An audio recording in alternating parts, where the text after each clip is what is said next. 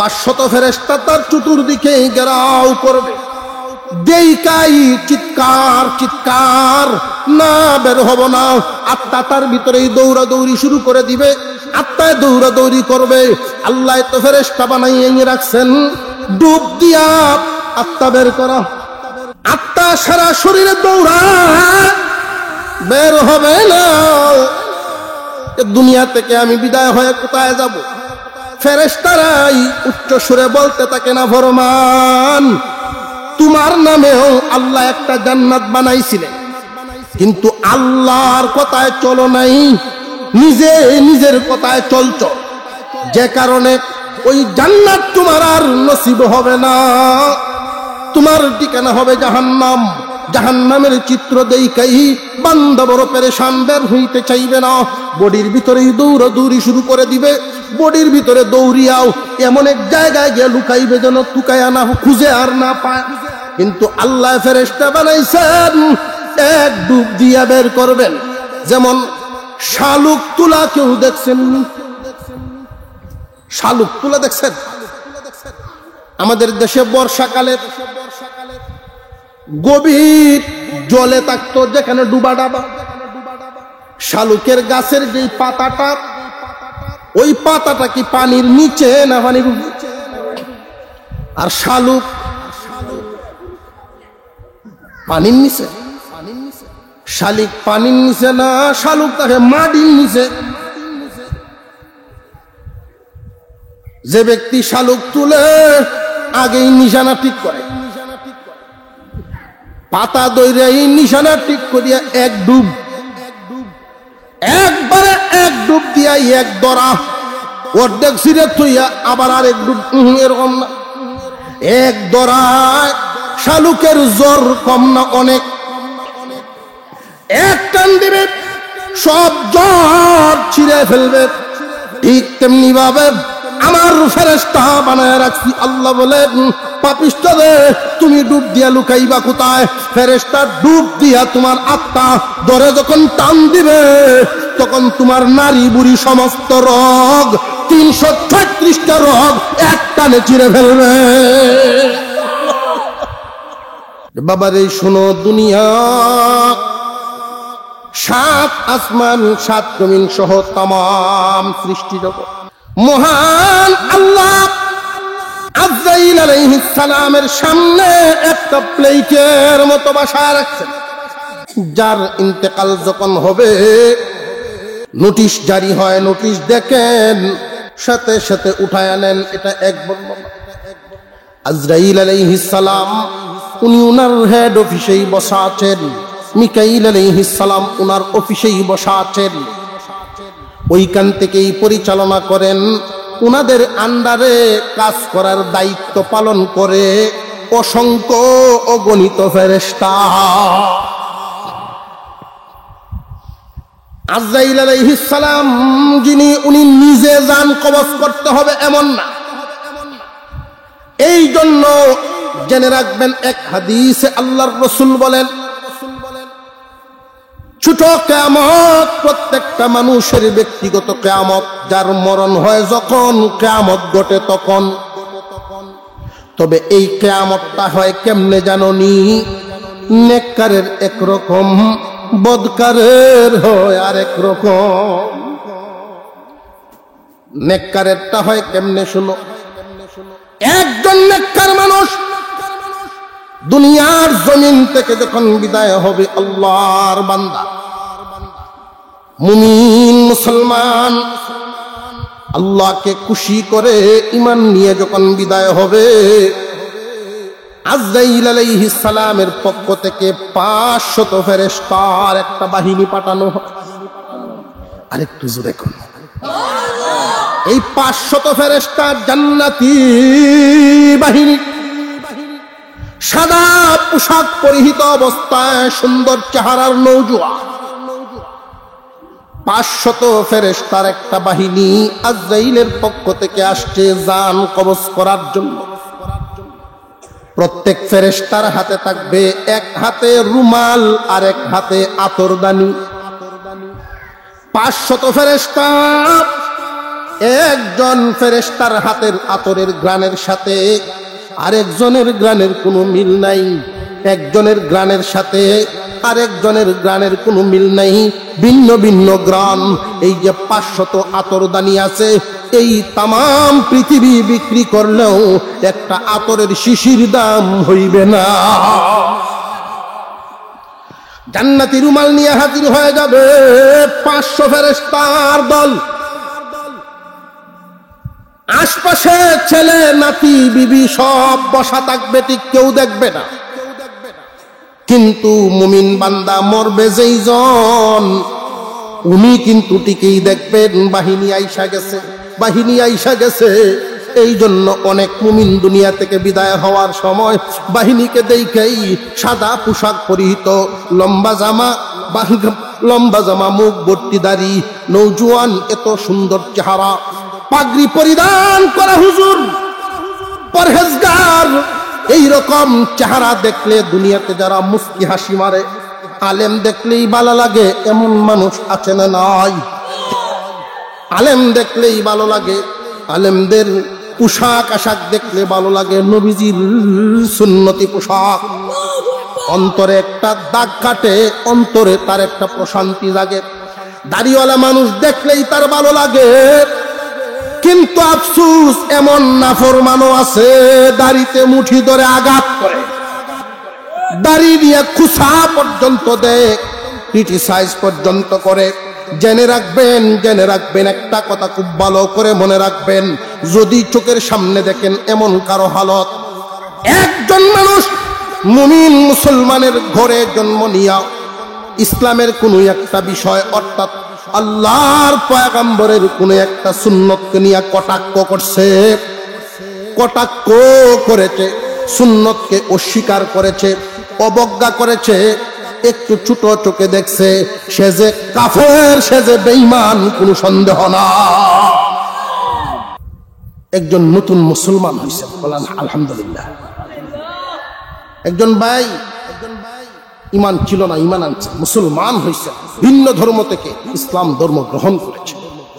আল্লাহর রসুল সাহাবীদেরকে বলতেন, তোমার কোনো ভাই যদি দ্বীন গ্রহণ করে তোমরা তাদেরকে সর্বাত্মক সহযোগিতা করো, তার সব ছেড়ে দিয়ে চলে আসে। আমরা এখানে যারা আছি, মুনাজাতের আগে আমার এই ভাই এখানে উপস্থিত আছে, দাঁড়াও, আলহামদুলিল্লাহ, আলহামদুলিল্লাহ, কত সুন্দর চেহারা, আল্লাহ তাআলা কবুল করুন, বলুন আমিন। কোরআনের হাফেজ, আলহামদুলিল্লাহ, আবার বলেন জি জি না, আমরা তো শেষ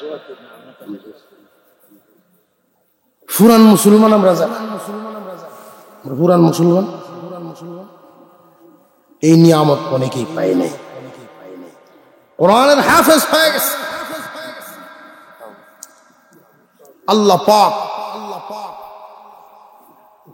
তাওহীদ, তাওহীদুল ইসলাম আল্লাহ কবুল করেন, বলুন আমিন।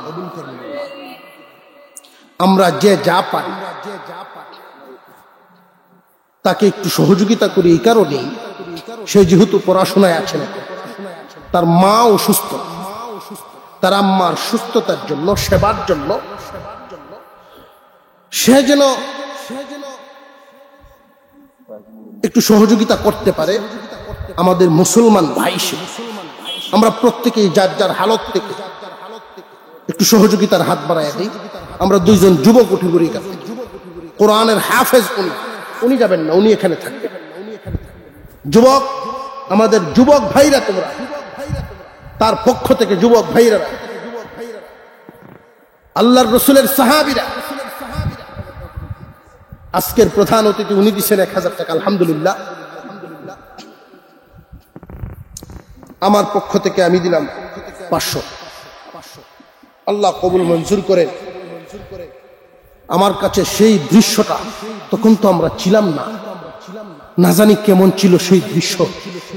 নবীজি যখন বলতেন, তোমাদের এক ভাই, সাহাবীরা প্রশ্ন করলেন, হুজুর, একজন দুনিয়ার জমিনে থেকে যদি সুবহানাল্লাহ বা আলহামদুলিল্লাহ, লা ইলাহা ইল্লাল্লাহ, আল্লাহু আকবার, আল্লাহর নামের কোন তাসবিহ জমিনে বসে পাঠ করলো, তার নামে জান্নাতে গাছ হইল। এই বান্দার ছায়া তলে জান্নাতে যাবে কোন সময়? এতদিন পর্যন্ত বুঝি বাড়বে? অগণবিজি এতদিন যদি বাড়তেই তাকে না জানি কতটা আয়তন হবে। আল্লাহর রাসূল বলেন, একজন প্রশিক্ষণ প্রাপ্ত যুবক ঘোড়ার উপর সোয়ার হইয়া চাবুক মারা শুরু করলো। থামাতামি নাই, খানা নাই, ঘুম নাই, বিশ্রাম নাই, থামাতামি নাই। একটানা 100 বছর যদি চাবুক মারে তবু একটা ডালের ছায়া শেষ হবে না। এক ডালে কি গাছ আসেনি? ডালপালা কি পরিমাণ? কমপক্ষে তো 5টা 7টা থাকে। ডালপালা কি পরিমাণ যে যার তাসবির ওজন যে পরিমাণ, প্রত্যেকের তাসবিহের ওজন সমান হয় না, সবার সমান না। কেন না? সবার জবান একরকম না। জবান যদি সমান হইতো তাসবির ওজন হইত। জবান সমান না কেমনে? আমরা দেখতে পাই এমন মানুষ সমাজে আছে, 1 কোটি টাকা দিলেও জবান বিক্রি হবে না। লোভনীয় পদ দিলেও, পদ পদবীর লোভে, অর্থবিত্তের লোভে ওই মানুষের জবান লড়বে। কিন্তু এমন মানুষও তো আছে, তেমন দর না, খুব সস্তা এক কাপ চা খাওয়াইলেই বেড়ে যায়। আছে না নাই? আপনারা তো জিমাইতেছেন, আছে না নাই? মুহতারাম হাজিরিন, মহান আল্লাহ আমাদেরকে মুমিন মুসলমানের ঘরে জন্ম দিয়েছে। এতে কি পাইলাম? লাভ কি হলো? সহজে ইমানদার হয়ে গেছে। আমার মনে হয় এখানে এমন কেউ নাই যে ইমান হাসিল করার জন্য জেল কাটছে। ইমান হাসিল করতে গিয়া নির্যাতন ভোগ করেছে। ইমান পাইতে গিয়া আত্মীয় স্বজন গোষ্ঠী এগুলো ছাড়তে হয়েছে। এমন কেউই নেই। মুমিনের ঘরে জন্ম নেওয়ার কারণে সহজে ইমানদার হয়েছে। যে কারণে এই ইমানের পিছনে মেহনত নাই, আর যেটা অর্জন করতে মেহনত নাই এটার কদর বুঝে আসে না। মুসলমান ইমানদার ভাইরা আমার, ইমান কত দামি দৌলত। ইমানের কদর, ইমানের দাম যাদের বুঝে আসছে তারা মূল্য দিয়েছেন, তারা মূল্য দিয়েছে। ইমান আনতে গিয়া জেল কেটেছেন, নির্যাতন ভোগ করেছেন। ইমান আনতে গিয়া বাড়িঘর, আত্মীয় স্বজন সব ছেড়েছেন, কিন্তু ইমান ছাড়েন নাই। এমনকি এমন লোকও ছিলেন ইমান রক্ষা করতে গিয়া জীবন হারাইছেন, ইমান হারান নাই। জুড়ে আওয়াজ দিয়া তারা বলতেন, জীবন গেলে জীবন যাবে, আল্লাহ আবার ফিরাইয়া দিবে। জীবন গেলে আবার জীবন পাওয়া যাবে, কিন্তু ইমান হারা হব না। ইমান হারাইলে ইমান আর হবে না। হুজুর আকরাম সাল্লাল্লাহু আলাইহি ওয়াসাল্লাম বলেন, আসমানের নিচে জমিনের উপরে একজন ইমানদার, একজন মুমিন মুসলমান, শিক্ষিত নয় হোক মূর্খ মানুষ, এই সাধারণ একজন মুমিন উম্মত আমার কোন রাস্তা দিয়ে যখন হাঁটে, গর্তের পিঁপড়াও তার জন্য দোয়া করে। ইমানদারের এত মর্যাদা, একজন মুমিন জমিনে যখন হাঁটে সকল মাখলুকাত তার জন্য দোয়া করে। ইমানদার মুসলমান যাররা পরিমাণ ইমান নিয়েও যারা বিদায় হবে, ইমানের কত দাম! সরিষার দানার চেয়ে অনেক ছোট যাররা। সূর্যের আলো ঘরের বেড়ার ছিদ্র দিয়ে অনেক সময় ঘরের ভিতরে ঢুকে, ওই আলোতে দেখবেন বালিকণা উঠতে দেখা যায় না যায় না? ওই বালুকণাটা যেই পরিমাণ, ওইটাকেই যাররা বলা হয়। খালি চোখে দেখা যায় না, এতটাই ছোট। এই পরিমাণ ইমান নিয়েও যারা দুনিয়া ছাড়বে, আল্লাহ তাদেরকেও জান্নাত দিবেন, চিরস্থায়ী জাহান্নাম থেকে তারাও বাঁচবে। এই জন্য ইমানের শুকরিয়া বেশি বেশি আদায় করা। আল্লাহ দয়া করে মুমিনের ঘরে জন্ম দিয়েছো, সহজে ইমান আনতে পারছি, আল্লাহ মেহেরবানি করে দয়া করো, দয়ার চাদর দিয়া ঢাইকা রাখো। ইমানের উপরে টিকে থাকতাম, ইমান নিয়া দুনিয়া ছাড়তাম। গুনাহ ছাড়া কোনো মানুষ নাই, মানুষের ভুল হইয়াই যায়। একটা কাপড় যদি কেউ ব্যবহার করে, ময়লা হবে না হবে না? কিন্তু বুদ্ধিমান তো সেই জন সাফ করে ফেলে, যেই জন এই ময়লাযুক্ত কাপড়টা যদি ঘরের কোনায় রেখে দেন, কোনো এক সময় ব্যবহারের অযোগ্য হইয়া যায়। মানুষ ভুল করে, তওবা যদি না করে, ভুলের পরিমাণ থাকতেই তাকে খুব ভালো করে জেনে রাখবেন। একটা আয়না আপনার চেহারা দেখার জন্য ঘরে রাখছে, সারাদিন ধুলাবালি একটু একটু করে বসতে বসতে ঝাপসার মতো হইয়া যায় না যায় না? যখন কোনো কাপড়ের টুকরা দিয়া বাড়ি দিলেন, গোসা দিলেন, সাফ হইয়া যায়, না দিলে কিন্তু ময়লা থাকে। এইভাবে জমতে জমতে যে আরেকবার দিমনে আরো কিছু ময়লা হোক, আরেকবার দিমনে এমন একটা সময় হয় চেহারা আর দেখা যায় না।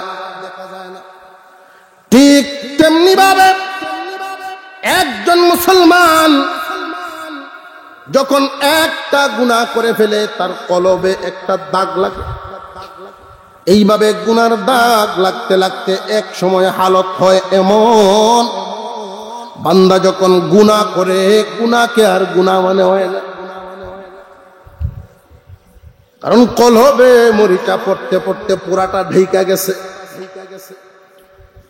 কলব যদি সাফ থাকে, বান্দার অন্যায় করলে অনুতপ্ত হবে, হায়ুতাস করবে, পেরেশানি করবে, করলামটা কি জানি বড় ভুল করে ফেললাম, এত বড় ভুল করলাম, আল্লাহ তুমি আমারে মাফ করো, পেরেশান হয়ে যাবে। কিন্তু এই কলব যদি সাফ না থাকে, মরিচা পরে পুরাটাই ঘুরে যায় ময়লা, গুনাহকে আর গুনাহ মনে হয় না। গুনাহ করলে অন্তরে কষ্ট লাগে না, নেকি করলে মনে এত সুখও জাগে না। বুঝে আসতেছে আপনাদের? একজন মানুষ নামাজ পড়তে পারে নাই, নামাজ ছুটে গেছে, যেই পরিমাণ পেরেশান হওয়ার কথা ছিল ওই পরিমাণ পেরেশানি না। সকালে ঘুম থেকে উঠছে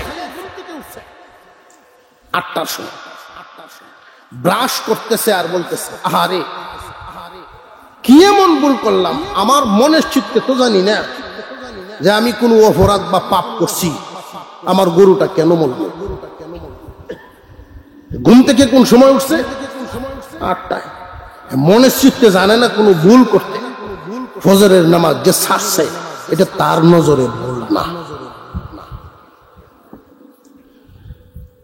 বলার উদ্দেশ্য হলো, কিয়ামত আমাদের সামনে আছে না নাই? এই বিশ্বাস বড় মজবুতির সাথে বসাইতে। কিয়ামত প্রথমত 2 ভাগে বিভক্ত। একখানা হাদিস আপনাদের সামনে তিলাওয়াত করেছি। আমার আপনার পয়গম্বর সাল্লাল্লাহু আলাইহি ওয়াসাল্লাম বলেন, একটা হলো ছোট কিয়ামত, আর একটা হলো বড় কিয়ামত। একটা হলো ব্যক্তিগত কিয়ামত, আর একটা হলো সমষ্টিগত কিয়ামত। ব্যক্তিগত কিয়ামত কোনটা? একজন মানুষ যখন মারা যায়, একজন মানুষ যখন ইন্তেকাল করেন, তখন তার নিজের কিয়ামত ঘটে যায়। যখন যে মারা গেল তার কিয়ামত হয়ে গেল, অর্থাৎ পরকাল শুরু হয়ে গেল। সেই পরকালের বিশ্বাস আমাদের আছে না নাই? কোন সন্দেহ আছে?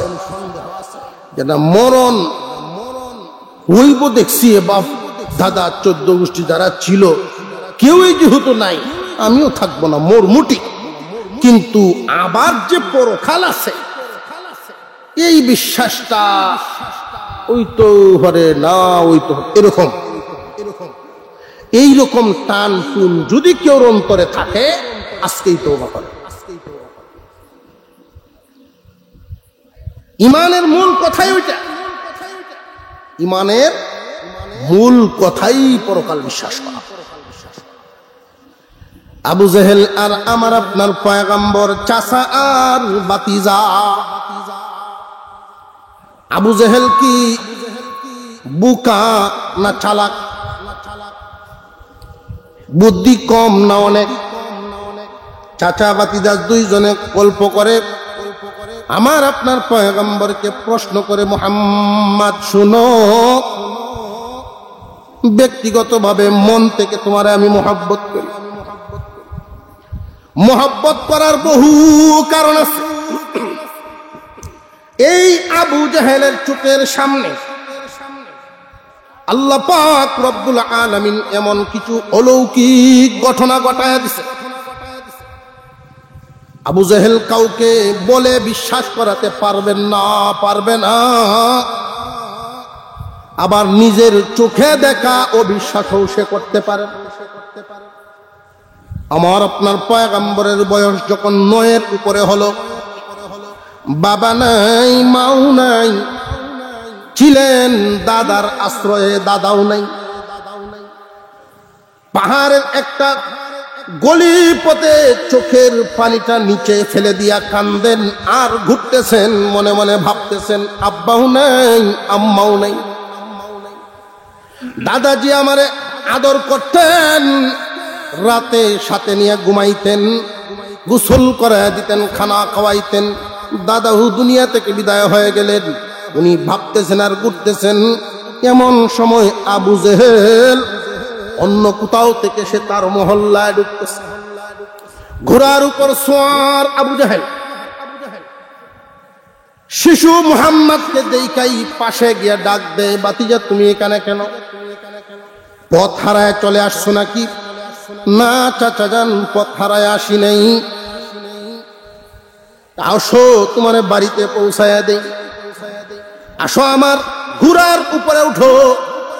টান দিয়ে উনি উঠাইলেন আবু জেহেলের পিছনে। চাবুক মারা শুরু হইল। ঘোড়া সামনের দিকে তো কদম বাড়ায় না, ঘোড়া সামনের 2 পা জমিনে গেড়ে ফেলছে, আর কদম বাড়ায় না। আবু জেহেল আশ্চর্য হয়ে গেছে, যেই ঘোড়া আমি এত বছর যাবত নিজে ব্যবহার করি, কোনদিন এমন দৃশ্য তো আমি দেখি নাই। পেরেশান হয়ে গেলেন, চাবুক মারতে মারতে নিজে ক্লান্ত হয়ে গেছে, কিন্তু সামনের দিকে যায় না। যেই মাত্র শিশু মুহাম্মদ সাল্লাল্লাহু আলাইহি ওয়াসাল্লামকে টান দিয়া সামনে বসে, এমনি ঘোড়ার গতিটা এতটা বাড়লো আবু জেহেল লাগাম ধরে রাখতে পারে না। কি হয়ে গেল তোমার, কি হয়ে গেল? এত স্পিড, এত জোরে যে তুমি দৌড় শুরু করলা রে, আমি তো এইভাবে দৌড়তে কোনোদিন দেখি নাই, হয়তো উল্টে পড়ে যাবে, এইভাবে কেন দৌড় রে আমার ঘোড়া? আল্লাহর কুদরত প্রকাশ করায়া দিলেন, নবীর জন্য নবুয়তের দলিল প্রকাশ করায়া দিলেন। ঘোড়ার জবান দিয়া মানুষের মতো কথা বের হওয়া শুরু হয়ে গেছে।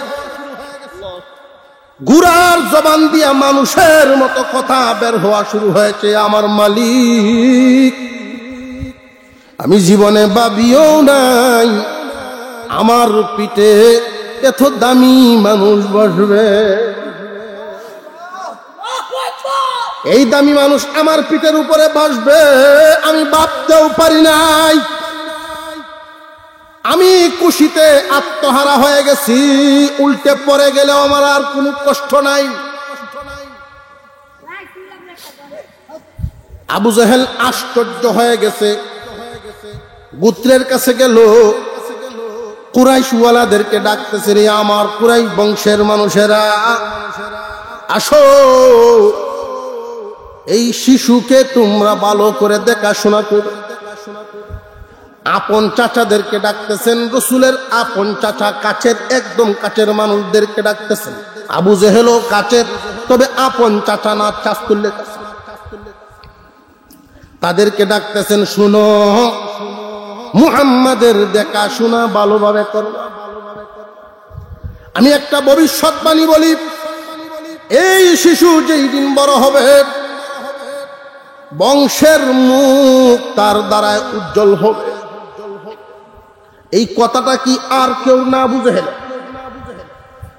কারণ এমন এক দৃশ্য সে চোখে দেখছে, কারোর কাছে বললে কেউ মানবে না, বিশ্বাস করবে না। নিজের চোখে দেখা সে অবিশ্বাস করতে পারে না। সে চোখে দেখাও যে ঈমান আনলো না, এই কারণেই আবু জেহেল মূর্খের বাপ, অন্ধের বাপ। আবু জেহেল ডাক দিয়ে কয়, মুহাম্মদ তোমার আর আমার দূরত্ব কি? তুমি এক আল্লাহর উপরে তুমি যে আল্লাহর দাওয়াত দেও, আসমান জমিনের মালিক যে আল্লাহ এটা আমিও মানি, মক্কার সব মানুষই মানে, তাহলে তুমি কোন আল্লাহর দাওয়াত দেও? আসমান জমিনের মালিক যে আল্লাহ আমরাও মানি, তুমি নতুন করে আবার কেন বিভ্রান্তি করাও? তোমার আল্লাহ কেমন, আমার আল্লাহ বা কেমন? হুজুর সাল্লাল্লাহু আলাইহি ওয়াসাল্লাম বলেন, চাচা যান একদিন দুনিয়াতে ছিলাম না, এই কথা আপনি মানেননি যে হ্যাঁ মানি। এখন আছি, একদিন থাকবো না, ওইটাও মানেননি যে হ্যাঁ এটাও মানি। একদিন ছিলাম না এই বিশ্বাস আমাদেরও আছে না নাই? আবু জেহেলেরও ছিল। একদিন থাকবো না ওই বিশ্বাস আমরা যেমন করি সেও করত। যেই মাত্র নবীজি বললেন, চাচা যান দুনিয়া থেকে বিদায় হওয়ার পরে নির্দিষ্ট সময় আসলে মহান আল্লাহর সামনে সব আবার দাঁড়াইতে হবে। আল্লাহ আবার হাসরের ময়দান কায়েম করবেন, পরকাল কায়েম করবেন, আবার জিন্দা করবেন। ছিলাম না বিশ্বাস করে, আসি থাকবো না এটা বিশ্বাস করে, কিন্তু হাসরের ময়দান পরকাল হবে ওইটা আবু জেহেল বিশ্বাস করে না। তাহলে মূল ইমানের ভিত্তিটা পরকাল বিশ্বাস করে। যে ব্যক্তি পরকাল বিশ্বাস পরিপূর্ণ করে না তার ঈমান পূর্ণ না, ঈমান নেই। পরকালের বিশ্বাস আমাদের আছে না নাই? কিয়ামত, ছোট কিয়ামত, বড় কিয়ামত।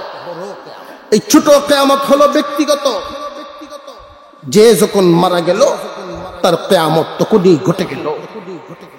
সমষ্টিগত বড় কিয়ামত ঘটবে, তবে কখন ঘটবে এটা একমাত্র জানেন কে? জবান করে আলসিটিয়া বাইঙ্গিয়া একটু মন লাগায় এখন তো শুনি, কে জানেন? বড় কিয়ামত কখন হবে এটা শুধু আল্লাহ জানে। ছোট কিয়ামতের ব্যাপারে আমরা জানিনি। এই ছোট কিয়ামতও একমাত্র আল্লাহ। কিয়ামত কার কখন ঘটবে? ছোট কিয়ামত বলেন, বড় কিয়ামত বলেন, এটা একমাত্র জানেন কে? কে কোথায় কখন, কে কোথায় কখন এই তিনটা। কে মরবে, কোথায় মরবে, কোন সময় মরবে, এই তিন কথা আল্লাহ ছাড়া যে মরবে সেও জানে না। এমনকি আজরাইল আলাইহিস সালাম জান কবজের দায়িত্বে আছেন, উনিও জানেন না। জান কবজ করার দায়িত্বে যিনি আছেন তিনিও জানেন না কার মরণ কখন, কোথায়, কোন সময় হবে। আল্লাহ যখন জানান, আজরাইল তখন জানে। আল্লাহর রাসূলের একটা আদর্শ ছোট চোখে দেখে শব্দ। দুনিয়াতে আলেম দেখলেই ভালো লাগতো, মুমিন যখন দুনিয়া থেকে বিদায় হবে ফেরেশতার জামাত কতজন, জান্নাতি হোক আর জাহান্নামী হোক ফেরেশতা আসবে 500 ফেরেশতা। মুমিন বান্দাকে নেওয়ার জন্য জান্নাতি ফেরেশতা 500 ফেরেশতার বাহিনী, এক হাতে রুমাল আর এক হাতে আতর। জানটা বের করা হবে কেমনে? একটা শিশুকে মার কুল থেকে বাবার কুলে দিলে যেমন লাগে, মার কুল থেকে বাবার কুল, মার কুল থেকে বাবার কুল, কুল বদলাইলে যেমন লাগে, শিশু যেইভাবে খুশি খুশিতে বিদায় হয়, মহান আল্লাহ মুমিন বান্দাকে দুনিয়া থেকে এই যে ছোট কিয়ামতটা গঠাইবেন এইভাবে শান্তি এবং সুখের সাথে গঠায়া দেয়। অথচ আজরাইলের চরিত্রই হলো চাপ দিয়া জান বের করা। ওয়ান্নাজিআতি গারকা ওয়ান্নাশিতাতি নাশতা। মহান আল্লাহ পাক রব্বুল আলামিন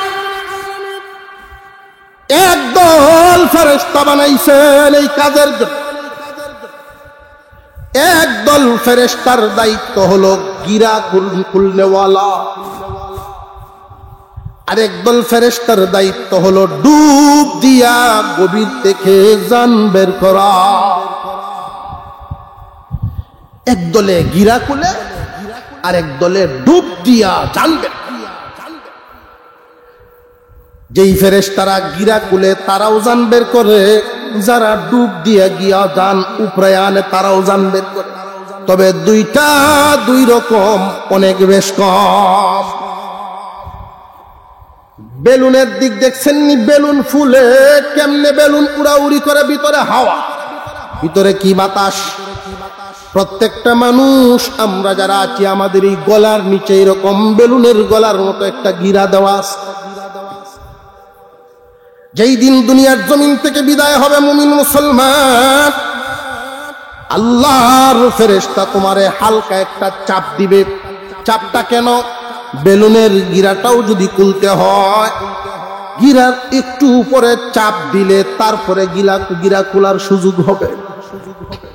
চাপ না দিয়া কি কেউ খুলতে পারবে? কারণ হলো গিরা দেওয়ার পর ওইটা ভিতরে ঢুকে যায়, চাপ দিলে পরে বাইর হবে, এরপরে খোলা। আল্লাহর ফেরেশতাও চাপ দেন। আল্লাহর পয়গম্বর বলেন, শুনো, এই যে সামান্য একটু চাপ, ফেরেশতা জান বের করার সময়, সকরাতের সময় সামান্য যে একটু চাপ, ওই চাপটা কেমন ভারী হবে জানোনি? উহুদ পাহাড় বুকের উপর রাখলে যেমন। কিন্তু মহান আল্লাহর পক্ষ থেকে বান্দাকে সেভ করা হবে। আমার আপনার নবীর সাথে আল্লাহ বলেন, দোস্ত আপনার উম্মতদেরকে আমি আল্লাহর হেফাজতে নিয়ে গেলাম। আপনার উম্মত যদি মুমিন হয়, জান বের করবে, ফেরেশতার কাজ ফেরেশতার করবে, চাপ দিবে জান বের করার জন্য। কিন্তু এই চাপ এমন এক পরিবেশ করব, চাপের কষ্ট বান্দায় পাবে না। কেমনে চাপ দিব? তো কষ্ট লাগতো না কেন? ঠিক তেমনি ভাবে একজন মুমিন মুসলমান যখন দুনিয়া ছাড়বে 500 ফেরেশতা আল্লাহ জান্নাত থেকে পাঠায়া দেন। কোন ফেরেশতায় জান্নাত বান্দার চোখের সামনে তুলে ধরবে। জান্নাত যখন চোখের সামনে আসবে, জান্নাত অপলক নজরে তাকায় দেখতে থাকে, আত্মা পাগল হয়ে যাবে কোন সময় বের হইব।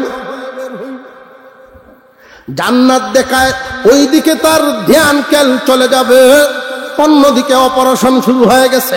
বান্দায় জান্নাত দেখায় লিপ্ত থাকবে, জান কবজ হইয়া যাবে, চাপ দিবে, চাপের কষ্ট লাগবে না।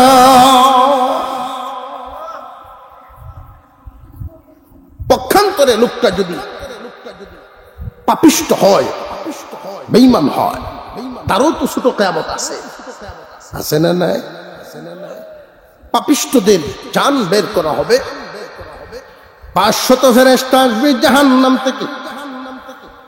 এদের সুরত কিন্তু আগের দলের মতো না, চেহারা হবে বিশ্রী, গায়ের পশম গুলো হবে মহিষের পশমের মতো, নাকের শ্বাস আকাশের দেওয়া যেমনে ডাকে বজ্রপাতের মতো নাকের শ্বাস, চোখগুলো থাকবে অগ্নিবর্ণ, মাথার চুল এতটাই লম্বা, পা পর্যন্ত লম্বা। কেমন কষ্ট হবে আমার আপনার পয়গম্বর বলে, চলন যদি ভালো হয় মরণ ভালো হবে, আর চলন যদি ভালো না হয় মরণ ভালো হবে না, মরণ খারাপ। এই কষ্টের মরণটা বুঝাইতে গিয়ে নবীজি বলেন, জবাই ছাড়া জীবিত একটা প্রাণীর চামড়া যদি চিলানো হয় কি পরিমাণ কষ্ট হবে, ইয়ার চাইতে দ্বিগুণ পরিমাণ কষ্ট দিয়া জান বের করা হবে। ছোট কিয়ামতের এই হালত, খুব সাবধান। চলন যদি ভালো হয় মরণ ভালো হবে। চলন ভালো করুন কেমনে? ওয়াজ নসিহতে আসলাম, কিছু একটা তো নিয়ে যাইতাম। আমরা অনেক সময় অজুহাত দেই। অজুহাত কিসের অজুহাত? হুজুর নামাজ কালাম পড়লাম কিন্তু কামের লেগে ফেরি আছে না নাই? যে হুজুর যেই ব্যবসা বাণিজ্য করি বুঝি কিছু 6-9 আছে, এটা না করলে চলেও না। আমরা কাছ থেকে আবার মতামত নিত চায়, না করলে চলেও না। অর্থাৎ আমরা কইয়া দিতাম সত্যি কি করবে, করে লাগে তো ওরা জায়েজই হয় না, জায়েজই হইল। জানিয়ে রাখবেন, প্রত্যেকটা মানুষের কর্ম কিন্তু এক না, এক একজনের আলাদা আলাদা কর্ম, আলাদা আলাদা বিভাগ। আমরা সব এক পরিচয়ের মানুষ, একটা পরিচয়, আমরা মুসলমান, ধর্ম আমাদের ইসলাম। যে যে বিভাগে কর্ম করি না কেন, প্রত্যেকটা কর্মের বিধিবিধান ইসলামে আছে না নাই? কেউ গৃহস্থী করেন, কেউ ব্যবসা করেন, কেউ চাকরি করেন, কেউ ছোট ব্যবসা, কেউ বড় ব্যবসা, যে যে কর্ম করেন, কেউ কেউ রাজনীতি করেন, অর্থাৎ যে যে পেশায় আছেন প্রত্যেকের কর্মকে ধর্মের রঙে রঙায়া দেন। কর্মরে আপনি ধর্ম বানায় নেন, আপনি সফল। ধর্ম খোঁজার জন্য আমরা যাই শুক্রবারে একদিন মসজিদে, শুক্রবারে একদিন কিছুক্ষণ মসজিদে থাইকা মসজিদের ধর্ম মসজিদের থইয়া ভরে বাইরি। দুহানো ধর্ম নেই। এটা কি সফল জীবন না বিফল? মসজিদের ভিতরে আমরা এই জিন্দিগি যে হায়াত, এই হায়াতে জিন্দিগির সময়টা, হায়াতটা কি মসজিদের ভিতরে কাটাই বেশি না বাহিরে বেশি? বাহিরে অনেক বেশি। রে বান্দা বান্দি, সংসার করবা এটা ধর্মে মেনে করো। খানা খাইবা, ঘুমাইবা, গোসল করবা, প্রত্যেকটার বিধিবিধান ধর্মে আছে না নাই? পদ্ধতি বলা আছে, ব্যবসার পদ্ধতি বলা আছে, গৃহস্থির পদ্ধতি বলা আছে, চাকরি বাকরির পদ্ধতি বলা আছে, রাজনীতির পদ্ধতি বলা আছে, মাতাব্বরির পদ্ধতি বলা আছে। সব বিভাগের পদ্ধতি তোমার ধর্মে আছে। তোমরা এমন একটা ধর্ম পাইছো, দ্বীনুল ইসলাম। এমন একটা ধর্ম পাইছো, ওই ধর্ম মেনে চলো। যদি বান্দা এই ধর্ম মেনে চলতে পারো, বান্দারে তোমার এই কর্মটাই ধর্ম হবে, ধর্মই তোমার কর্ম হয়ে যাবে। তাহলে জিন্দেগি সফল। কেমন সফল? চলন ভালো হয়ে যাবে, মরণ, কবর, হাসর, মিজান সব ভালো হবে।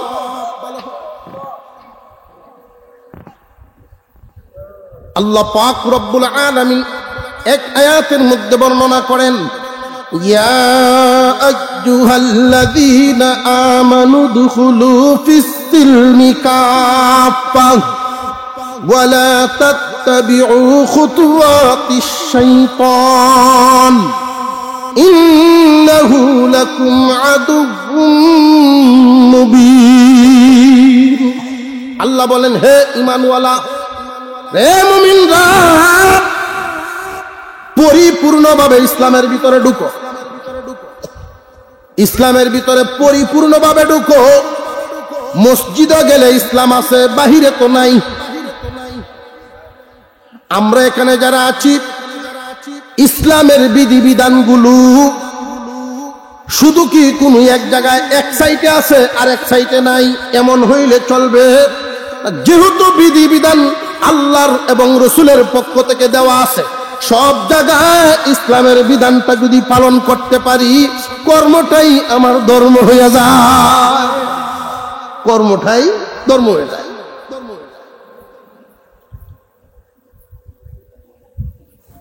আল্লাহ পাক রব্বুল আলামিন আমাদের এই ছোট কিয়ামত প্রত্যেকের সামনে, কার কখন কোথায় হবে আমরা কেউ জানি না।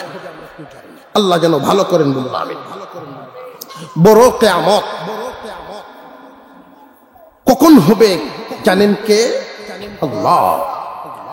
বড় কিয়ামত হবে সমষ্টিগত কিয়ামত, সকলের জন্য কিয়ামত। ভাই, আর কয়েক মিনিটের মধ্যেই কিয়ামতের বিভীষিকা, ভয়াবহতা। এই যে জমিনটার মধ্যে আমরা আছি, এখন স্থির জমিন নড়ে না।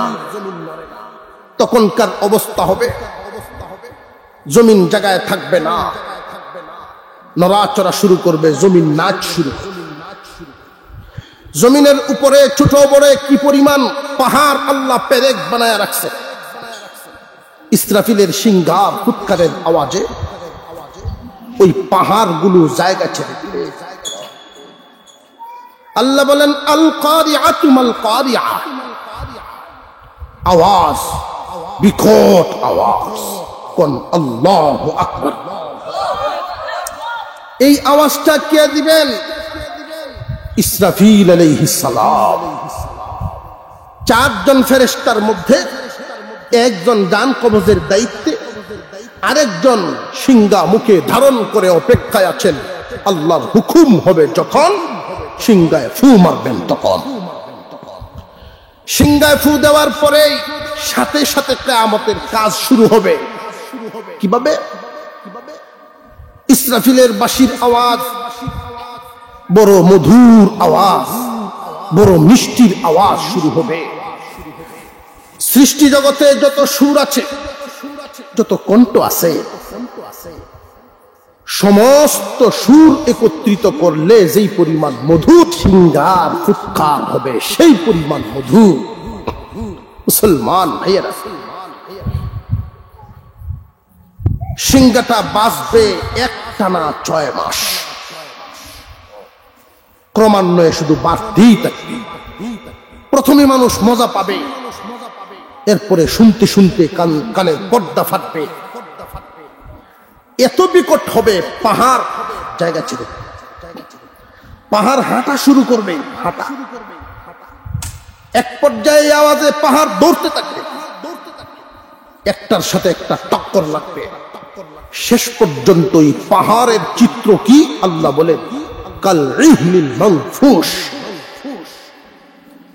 তুলা, ধ্বনিত তুলা। আমরা যে লেফট তোষক বানাই ধুলি উড়েনি কিছু, এই বিশাল বিশাল পাহাড় আল্লাহ বলেন কোরআনে সিঙ্গার ফুৎকারে কিয়ামত যখন হবে এই পাহাড়গুলো এরকম হয়ে যাবে। আমাদের মাথার উপর তারকাগুলো, চাঁদ সূর্য, আকাশ যখন বিদীর্ণ হবে, ফেটে যাবে, চন্দ্র সূর্য চিরে পড়ে যাবে, একটার সাথে একটা টক্কর লাগবে, কিয়ামত ঘটে গেল। এইভাবে সব যখন শেষ হয়ে যাবে একমাত্র আল্লাহ থাকবেন, সব হবে লয়, একমাত্র আল্লাহ শুধু থাকবে। আল্লাহ ডাকবেন লিমানিল মুলকুল ইয়াউম, খোদা দাবি কর্তা জমিনে কে খেয়ে আসো, কোথায় নিজেরে খোদা দাবি করতে কই?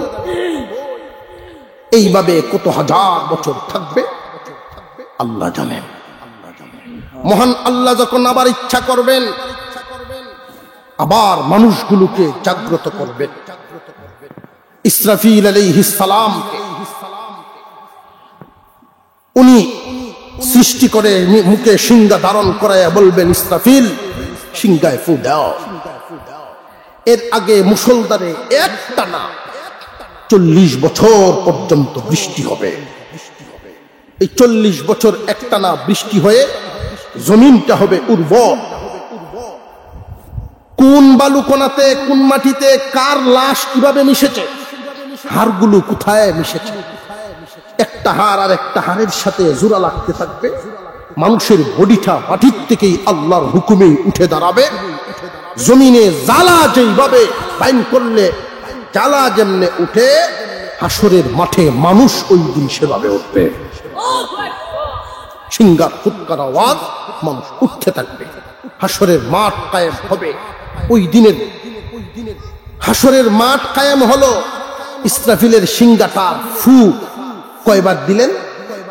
2 বার। একবার সব লন্ডভন্ড বেছাতা সব শেষ। আবার ইসরাফিলকে আল্লাহ জিন্দা করে ফু দেওয়াইলেন। হাসরের মাঠ কায়েম হল, মানুষ দাঁড়াইলেন। আল্লাহ পাক পরবর্তীতে ঘোষণা দেন বিচার কার্য শুরু হবে। এক দলের ঈমান আছে আর এক দলের ঈমান নাই। যাদের ঈমান নাই চিরদিন জাহান্নামে যাবে, চিরস্থায়ী জাহান্নামী হবে, জীবনেও মুক্তি মিলবে না। ঈমান আছে যাদের, বিচার হইতো তাদের, তাই তো? মুসলমান ইমানদার ভাইয়েরা আমার, খুব সংক্ষিপ্ত আকার, খুব মনোযোগ। হাসরের ময়দানে এখন কি কোনো কাফের আছেন না? সব জাহান্নাম। হাসরের যেই মাঠ আল্লাহ কায়েম করবে, প্রথমে বাছাই করা হবে ইমানদার আর বেঈমান। বেঈমান যারা তারা সব জাহান্নামে চলে যাবে। এদের আর কোনো বিচার আকার নাই, বিনা বিচারে জাহান্নাম। বিচার হইব কাদের? ঈমান আছে যাদের। প্রশ্ন জাগে, হুজুর কেন বিচার নাই? যে অর্থ এই বিচারের দিনের উপরে ঈমানই নাই। বিচার যে তার হবে, হাসরের মাঠ যে হবে, এটার উপরে ঈমানই তার ছিল না। আল্লাহ যে একজন আছেন, হাসরের ময়দান যে করবেন, বিশ্বাসেই সে করত না। চিরস্থায়ী জাহান্নামী হবে, মুক্তি নাই, মুক্তি মিলবে না। বিশ্বাসী যারা মাঠে থাকবে তারা, সব বিশ্বাসীদের হালত অবস্থা কি সমান না বেশ কম আছে? ওই দিন সমস্ত বিশ্বাসীগণ, সমস্ত মুমিনগণ 3 ভাগে বিভক্ত হবে। গুনাহগার, পরহেজগার, ওলি, 3 ভাগে বিভক্ত হবে। আল্লাহর ওলি হবেন যারা, বিনা হিসাবে জান্নাতে যাবেন তারা। পরহেজগার মুসলমান যারা, সহজ হিসাবে জাহান্নামে না গিয়া হিসাব হবে, তবে সহজ হিসাবে জান্নাতে যাবে তারা। বাকি থাকবে একদল গুনাহগার মুসলমান, যেই দল মুসলমান ঠিক কিন্তু তার কর্মটারে ধর্ম দিয়ে সাজায় নাই। সুবিধা হইলে নামাজ পড়ে, সুবিধা নাই নামাজ নাই। বৈশাখ মাসে দাওয়ামারি যখন লাগে মসজিদ ও মুসল্লি কমে যায়, ঠিক না বেটি? ঠিক আছে, আওয়াজটা বোঝা যায় যে আপনার সাথে মিলতেছে না। এর সাথে তালে দিও, এক তালে দিও। দাওয়ামারি লাগলে মুসল্লি কম, কাজের চাপ বেশি, মুসল্লি নেই। ব্যবসা যখন খুব জমে, ঈদের বাজার, নামাজ কমবে দেখা। আমি লজিং থাকি ছোট থাকতে, হঠাৎ রাত্রে শুনি একামত, কাত কামাতে সালা, কাত কামাতে সালা, ভালো নামাজ পড়তেছে। সাইডের ঘরে সাসা যিনি, উনি নামাজ পড়ে, কিন্তু একটু পরে আবার একামত। কিরি 3 বার একামত শুনলে আমি আফসোস, সাসা আপনি এত কাত কামাতে সালা কি তার কত নিছ? ঈদের বাজার চলতেছে, এই যে গিয়ে বসলাম 9টার সময়, আর উঠতাম পারছি, উঠলেই 1000-1500 লস কাস্টমার।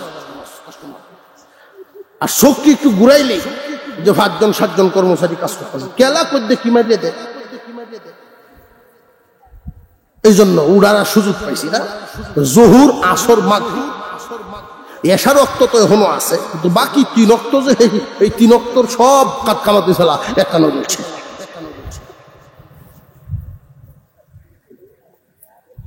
সুবিধা হইলে আছে, অসুবিধা হইলেই ভাই হালালো খায়, হারামও খায়। গুনাহগার মুসলমান আর পরহেজগার তারা উপাস থাকবো, সুদ খেত, সিরা ফান্দে বিভিন্ন ছেঁড়া কাপড় পরবে, হারাম খাবে, প্রয়োজনে ব্যবসায় লস হবে, আল্লাহর হুকুম সময় মতো পালন করবে। কাস্টমার 10 জন ঘুরে গেল, অসুবিধা নাই, আমার আল্লাহর কুদরতি পায় শেষ দাগে আমার দুনিয়ার লাভ এগুলো পরে। হালাল পথে দুনিয়া কামানো জায়েজ, কোটি টাকা কামাও সুবিধা, তবে হারাম পথে টাকাও। এই যে দিনই বুঝগুলো আমাদের কম। হালাল পথে দুনিয়া কামানোর চিন্তা, পেরেশানি থাকতেই পারে, শর্ত আছে হালাল হইতে হবে, আল্লাহর বিধান মতো। আর আল্লাহর ওলি মুসলমান সংখ্যায় খুব কম, নাই যে তা না, আছে। ওলি মুসলমান তারা দুনিয়া বিমুখ, দুনিয়া কামানোর সুযোগ আছে, এরপরেও কামায় না। অর্থাৎ দুনিয়ার কোন লোভ লালসা অন্তরে নেই, ইচ্ছা করলেই পারে না। ফরজ ওয়াজিব তো দূরের কথা, মুস্তাহাবও ছাড়ে না। এই যে আমলের একটা অভ্যাস, এটা একমাত্র একটা প্রশিক্ষণ তো লাগবে। আমরা অনেক মানুষ এখানে আসি, নামাজ জানি না, কালিমাই জানেন। আমি অনুরোধ করব, এখানে এক ভাই আছেন, চিল্লার জামাতের আমির, আপনাদের এলাকা, ওনারা এখন হিজরত করে লালমনিরহাট অঞ্চলে স্থায়ী বাসিন্দা। তারা এদিকে আসছেন বড় জামাত নিয়ে। একটু বের হইলে পরে বোঝা যায়, একটু বের হইলেই বোঝা যায়। আমরা হয়তো অনেকেই ভাবি, আরে কেমনে বাইলেন, 3 দিনের লাগি যে হুজুর আয়া কই, কেউ রেগে তালিম দিলে ভাই লইন 40 দিনের হুজুর। আসলে আপনার আন্দাজ নাই, আপনার আন্দাজ নাই। আমার এই যে 3টে গরু দেখায়, কেলা কিতা করবেন আপনারা যে কই আরো যেই কাজের যে জিম্মাদারি দেয় এই কাজগুলো দেখাইলে অথচ আজকে যদি মারা যান গরুবান ছেড়ে দেবো সব চলবে তুমি থেমে দেখো তারা থামবে না দুনিয়া থামবে বান্দা সময় থাকতে নিজেকে গুছাও আল্লাহ যেন আমাদেরকে আমলের তৌফিক দেন বলুন আমিন বিশেষ করে সবার আগে আমাকে তৌফিক দেন আমাদের সকলকে তৌফিক দেন আজকে মাহফিলে যারা অর্থ দিয়ে শ্রম দিয়ে শরীক হয়েছেন আপনারা যারা শরীক হয়েছেন প্রত্যেককেই আল্লাহ নিজের পরখাল গুছানোর তৌফিক দেন আমরা বলি আমিন আরো জোরে বলেন আমিন আখিরি মুনাজাত হবে আত্তাহিয়াতুর সূরাতে বসেন আস্তাগফিরুল্লাহ পড়েন তাদের কিছু কথা আছে আমাদের হিন্দু থেকে মাশাআল্লাহ কালেকশন সকালে আপনার আচ্ছা যত পারে প্রিয় হাজিরিন একটা সুসংবাদ সেটা হলো একজন মুসলমান ইমানের তো বড় দাম আজকে বললাম